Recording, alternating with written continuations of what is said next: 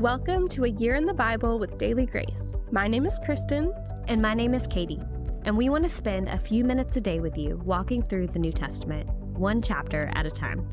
This year, we will fix our gaze upon Christ so that we may know him, not only with our minds, but with our hearts. Together, we will learn that who Jesus is changes everything. Hi friends, welcome back to A Year in the Bible with Daily Grace. My name is Katie, and together we are walking through Revelation in our year-long study of the New Testament. Today, we are studying Revelation 12. As always, you can follow along with the Behold studies in the Daily Grace Co. shop or with the reading plan linked in the show notes. Today, we have an interesting chapter on our hands. It's not every day you read about a pregnant woman, her offspring, and a dragon seeking to destroy them.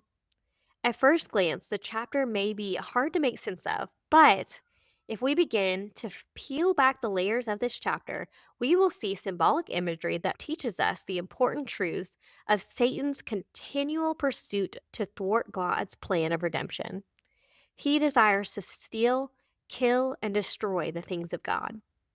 Ephesians 6:12 teaches us that our struggle is not against flesh and blood, but against cosmic powers of darkness and evil. Today, we will see this play out in a cosmic battle between Satan and God. In the end, Satan is defeated and God's people will endure. Right off the bat, in verse 1, we see what is pictured in this chapter as signs. This word cues us into the fact that this chapter is symbolic in nature. We see a scene that might remind us of a Christmas story. A woman is about to give birth to a son who is going to rule all the nations. The dragon stands in front of the woman, ready to devour this male child.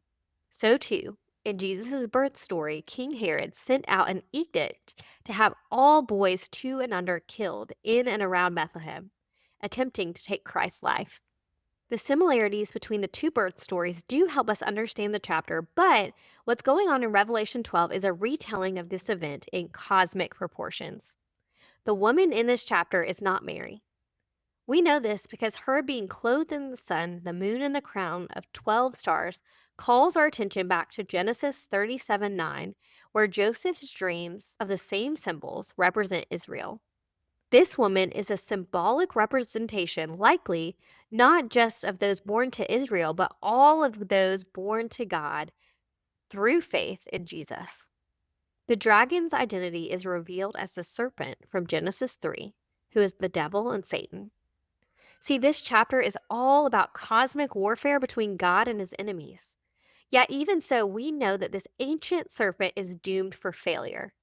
Heaven's angels fought against this dragon, defeated him, and threw him down to earth. We see in Job, for example, that Satan is required at times to come to heaven and give an account before God. Here, he loves to accuse God's people. But now, heaven rejoices because the accuser has been thrown out of it. While heaven worships and celebrates, there is woe to the earth and the sea. For now Satan has no access to heaven, but he will persecute the woman or God's people. God's provision allowed the woman to retreat to the wilderness to escape Satan's plans against her. It's no accident here that the wilderness is also the place where God provided manna, water, and so much more for Israel during the wilderness wanderings. Wilderness reminds us of God's provision. But Satan wasn't giving up. His attacks against God's people are described as spewed water like a river flowing to the woman. Satan's schemes are overwhelming, and yet, again, God provides. The earth swallowed up the river that flows from Satan. How miraculous! This chapter reminds us of God's care for his persecuted Christians. He sees them, he knows their needs, and he is working all things for their good in the second coming of Christ. Persecution of the church, again, is a reality we must face. Yet even in this persecution, there is great encouragement. Verse 10 reads, "The salvation and the power and the kingdom of our God and the authority of his Christ have come. We have assurance that God will finish what he began.